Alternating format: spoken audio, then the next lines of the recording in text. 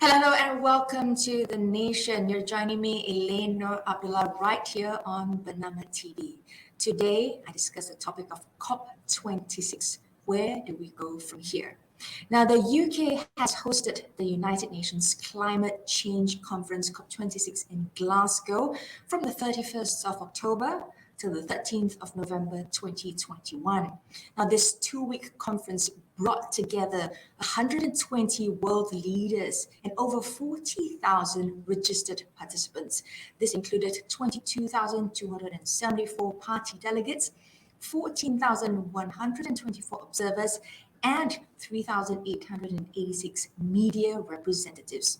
They discussed and negotiated on all facets of climate change, the science, the solutions, the political will to act, and clear indications of action. It led to the Glasgow Climate Pact and many other agreements forged on the sidelines of the summit. So, are we a step closer in saving the world from climate disasters? The next question is, where do we go from here? Join me in conversation today to share his views are His Excellency Charles Hay, British High Commissioner to Malaysia. Hello and welcome, Your Excellency. Thanks for taking time out from your busy schedule today to join us in conversation. Well, thank you very much for having me. It's a really important topic, so I'm delighted to be here. Thank you so much. Now let's start this conversation with this question, Your Excellency. How is COP26 important for the sustainability of the planet and the future of our children? Well, COP26 was, I think, a crucial moment in our efforts to, as we say, keep 1.5 alive. Now, what do we mean by that? What we mean is that we want to limit the warming of our climate to 1.5 degrees. That was the aim that we set ourselves back in Paris 5 years ago. And what was agreed in Glasgow helps us along that road. At the moment, of course, we're all focused on COVID and getting over that crisis.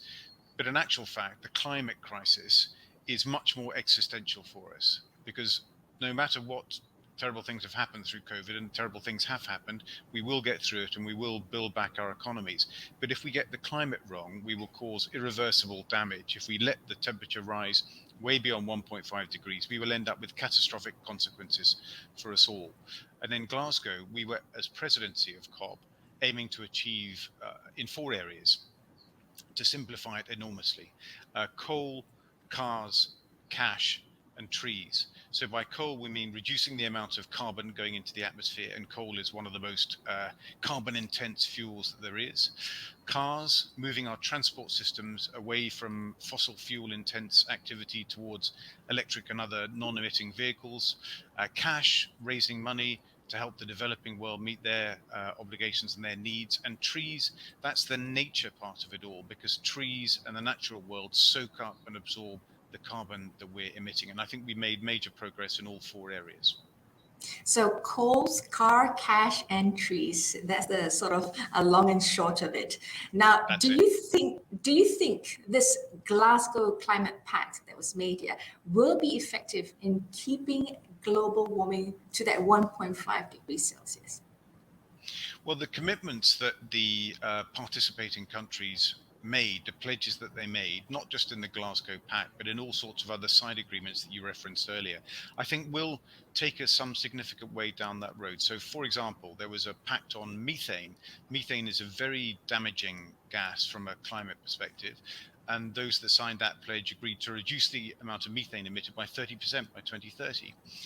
100 countries signed a pledge talking about trees. 100 countries signed a pledge on deforestation, representing 85% of global forests, including Malaysia. That will be important in terms of maintaining and expanding the natural world, which will help us to tackle climate. Of course, there are challenges that remain.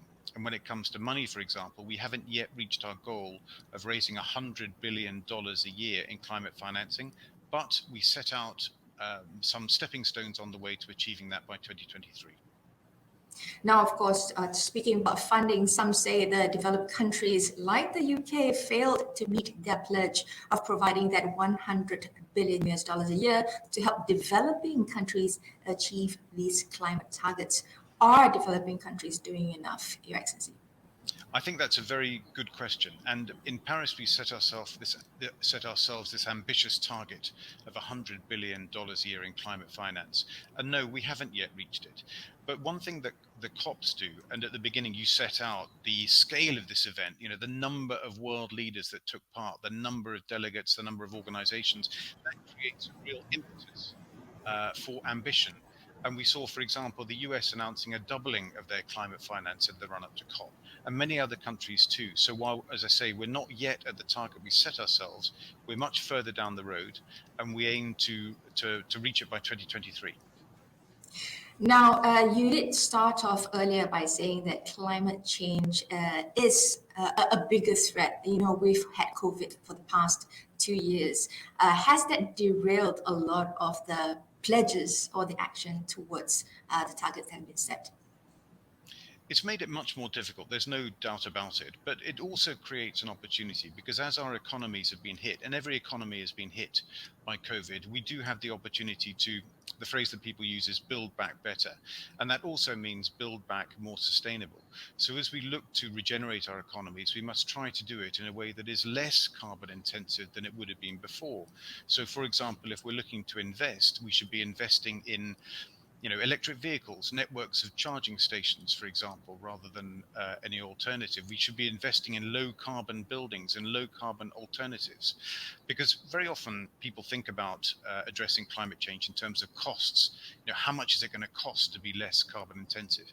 But in fact, increasingly, what we're seeing are opportunities in going down a low carbon route.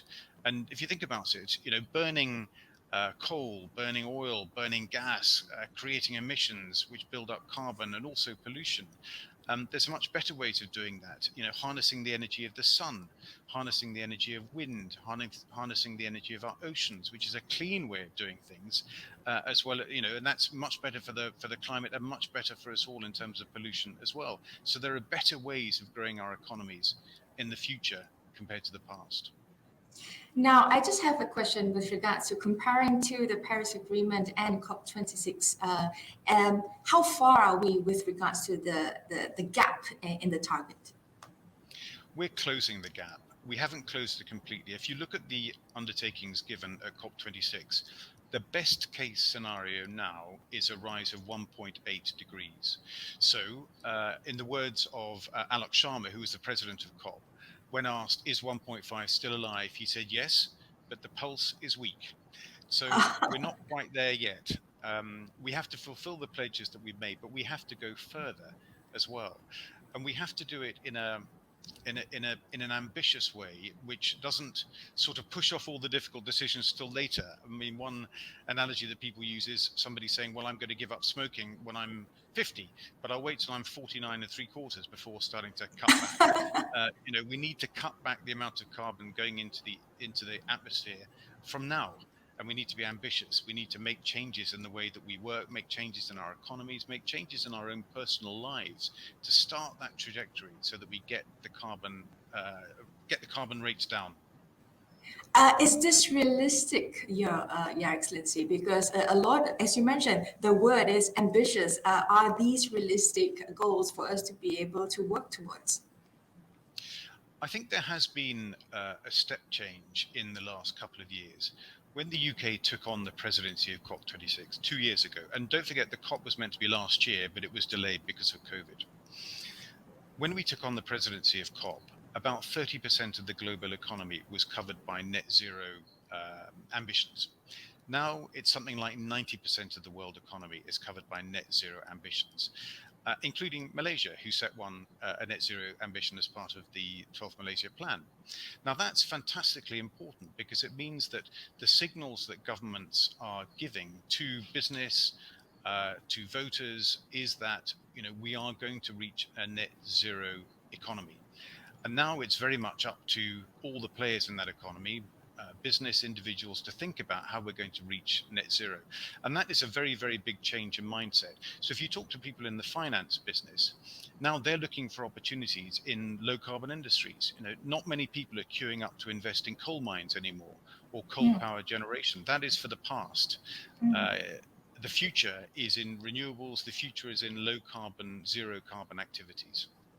Right. So you're speaking about Malaysia, turning our attention to Malaysia. What do you think of Malaysia's climate commitments so far?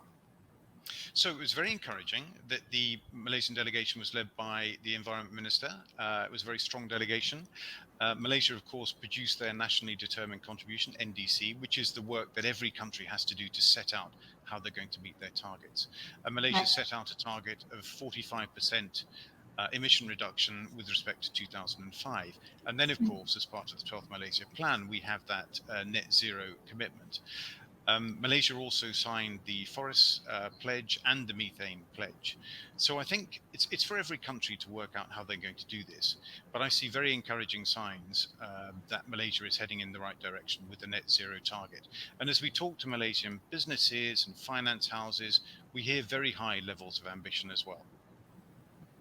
Now, how do we balance that ambition of commercial profit making with this necessity to focus on sustainability as well? So I don't think there's any contradiction between growing your economy and growing your economy in a sustainable way.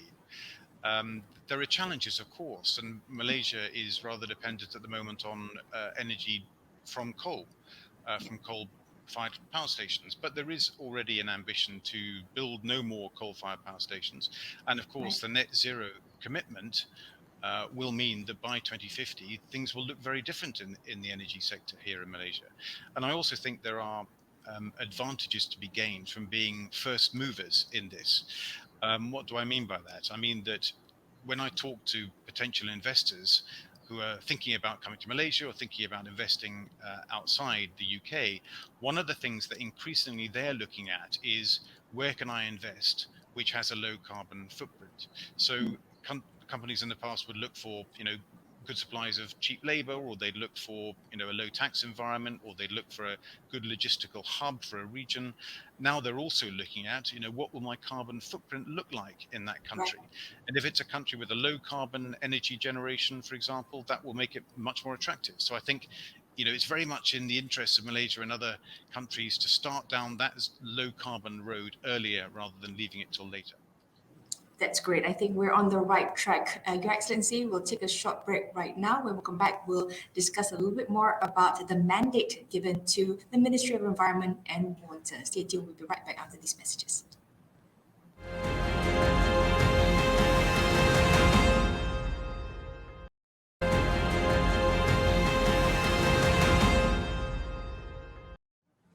Hello, thanks for staying with me on The Nation. You're still with me, Elane, Noor, Abdullah, right here on Manama TV. Today, we're discussing the topic of COP26. Where do we go from here? I'm speaking to His Excellency Charles Hay, British High Commissioner to Malaysia. Your Excellency, we covered quite a few questions earlier with regards to the importance of COP26. Where do we stand? What are the challenges ahead of us? And we are speaking about Malaysia and Malaysia's commitment.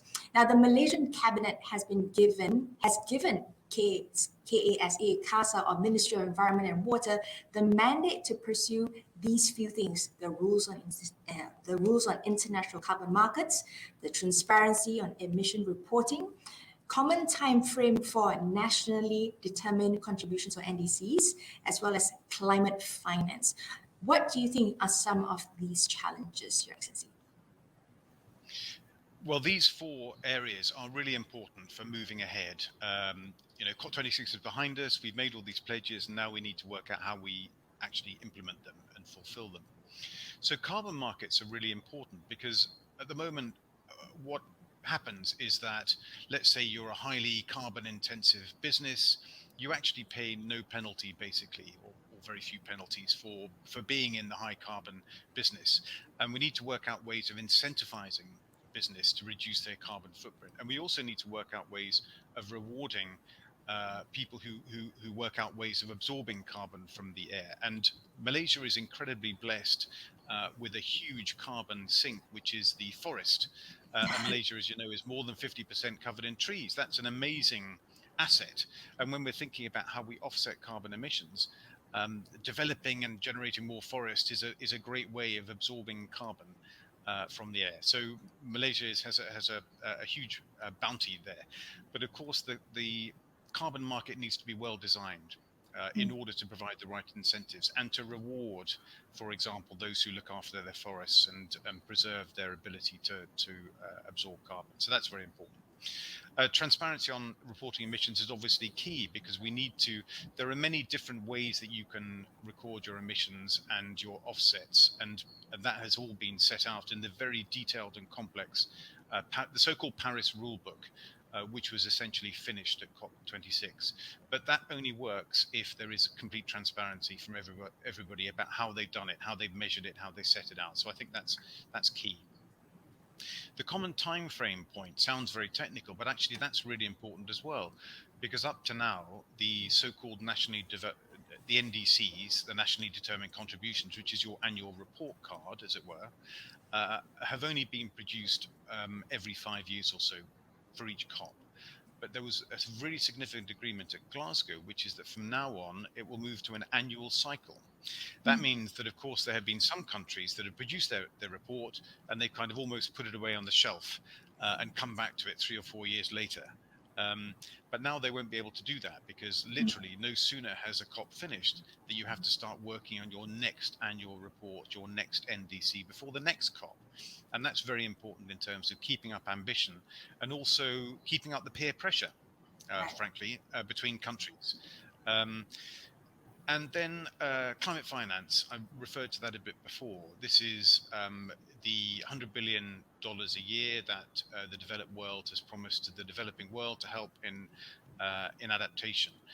And as I said, we haven't made it there yet, but we are on the way. And by 2023, we think we should be up at $100 billion a year. And of course, a country like Malaysia, which is a recipient of climate finance, needs to work out how they're going to use it. What will be the conditions? What are the targets? What are the aims? What's the plan? So that's really, really important because sometimes what we found is it hasn't always been that easy, frankly, to spend this money because it has to be spent in accordance with the wishes of the recipient country. So actually negotiating that and developing it is not always necessarily that straightforward. So that's a really important part of the puzzle too. Right. So it's not as straightforward as just giving money, but there needs to be that negotiation and how that money is utilized that benefits both parties as well in the long run. Tricky situation. Now, next, what are some of the things that the UK is doing to support Malaysia? What are some of the initiatives that the UK and Malaysia are partnering in? So I'm delighted to be able to say that the UK has put our money where our mouth is when it comes to international climate finance. We also doubled our ICF contribution up to £11.5 billion. And we have been very keen to see some of this money come towards Malaysia. And we've been working with Malaysia through a number of different bilateral programs. And what we've tried to do is work in very practical ways with CASA and the other ministries to build adaptation and resilience, to strengthen those nature-based solutions that I was referring to earlier, the forests and the absorption of carbon. We've been working to support low-carbon city planning, promoting sustainable transport, renewable energy generation, and mobilizing green finance. Let me just give you one or two examples of that, if I may, because that all sounds very kind of dry and technical. Yes, please. So we've had a so-called Smart Cities initiative running for a few years now, and we've been working very closely with Malacca and with Iskandar, and the aim is to help them develop transport systems which are integrated and which are more sustainable. So, for example, if you integrate your public transport network better, then you will cut your carbon emissions, you'll improve the offer of transport to the local people, and hopefully you'll reduce congestion in the center of your city, which is important in, for example, Malacca. We have another set of programs which we call the UK Pact, which is Partnering for Accelerated Climate Transition. There's a very nice program we have, which has started off in Sabah, to look at how we can support Sabah in terms of rural electrification, because as you probably know, there are lots of villages in Sabah that don't have access to electricity. And so working out how we support Sabah to achieve that is an important little program. We've also been working in Terengganu to enable private sector investments into those nature-based climate solutions. So we've been working in a whole range of different areas with a whole range of different authorities, local and national authorities, to help support Malaysia in that journey towards a low carbon economy. Now, what would you tell a business that's listening to all these? What sounds fruitful, like the sustainability COP26, a lot of promises, and they feel a little bit daunted. What would you say to businesses who are looking to move forward? So I think the answer is that whether you're a large or a small business, you need to be thinking now about what will it mean in reality to be in a net zero carbon economy by 2050. So you need to be looking at your supply chains, because ultimately, your whether you make whatever you make, you will be using products from elsewhere to build into your product. So you need to look at your supply chain. And there's been a lot of work done on low carbon supply chains. We did a bit of work with the British Malaysia Chamber of Commerce, and it sounds quite daunting, but actually it is not as expensive as people think to decarbonize your supply chain. And you can seek out alternatives to high carbon inputs, which will then reduce your carbon footprint. And if the carbon pricing mechanism, well, I think it will come in at some point, I don't know when, then it will be a cost to you if you haven't reduced the carbon footprint of your Right. supply chain and the way that you do your business. So for example, you're replacing a vehicle, maybe you should look to replace your diesel vehicle with a electric vehicle. Maybe you should look at putting solar panels on the roof of your business. There's lots of ways that you can start thinking about it. Right. So as individuals, I think the younger generation are pushing for more climate change because this is going to affect their future in the longer run. As individuals, how can we do our part? I think you put your finger on it, because really it's very often the youth that are driving this, and they're asking all those questions that sound very simple but are actually rather difficult. Why aren't you reducing the amount of carbon that why can't we stop burning coal? Why are we damaging the environment in the way that we're doing it? And of course, it's our future, but it's also their future, and they will be around for much longer than us.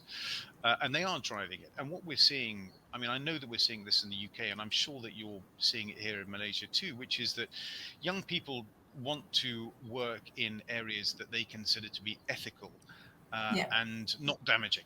So, Yeah. if you're a company that destroys forests, or you're a company that emits large amounts of carbon, you may find that it's going to be difficult for you to attract the talent that you want to come and work in your business in the future. You're going to find it difficult to get the finance that you need for your business, because increasingly banks are not interested in investing in high carbon businesses, and they're actively disinvesting in high carbon businesses. So Right. everything is pointing towards the need for us all to do more, and we as individuals also need to look to do more in the way that we live our own lives as well. Hence the rise of social enterprises as well. Any final words, Your Excellency, before we close? Your hopes post COP26? I think we shouldn't be downhearted. I think we know the direction of travel. What we saw in Glasgow was the world coming together, recognizing the scale of the challenge, and making really, really important commitments to how to meet it. And now we need to all work together to make sure that we meet those targets and those commitments. Thank you so much, Your Excellency, for sharing your thoughts with us today on COP26. It's been a pleasure. We were speaking to His Excellency Charles Hay, British High Commissioner to Malaysia, on the topic of COP26. Where do we go from here? Now, in a time marked by uncertainty, mistrust, and escalating climate impacts, COP26 has affirmed just how essential collective global action is to address the climate crisis. Now, while we are not yet on track, the progress made over the last year and at the Climate Summit offered bright spots and a strong foundation for us to build upon. This progress also demonstrates that the Paris Agreement's mechanisms to strengthen ambition and finance are working, albeit imperfectly and not yet at the pace we need. Thanks for staying with me until the end of the nation. I'm Elane. Bye for now.